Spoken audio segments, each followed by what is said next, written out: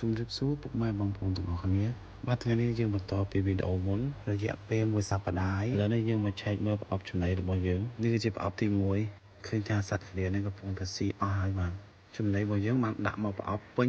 ឥឡូវនេះឃើញអស់រលីងនិងឃើញសល់តែបន្តិចគឺចំណីរបស់យើងមានគុណភាពខ្ពស់ណាស់បាទឃើញសត្វក្តៀពីក្រោមឡើងមកលើស៊ីឡើងអស់រលីងតែម្ដងបាទហើយក្តៀផ្សេងវាក៏បានពំចំណីយកទៅក្រោមបន្ថែមដើម្បីឲ្យសត្វក្តៀដែលនៅក្នុងសពកនោះចាក់ចេញមកស៊ីអស់បាទនេះគឺជាប្រអប់ទី2ដែលយើងដាក់ចិត្តគ្នាខ្ញុំនឹងបើកមើលថាសត្វក្តៀនឹងស៊ីច្រើនដូចប្រអប់ទី1ដែរទេ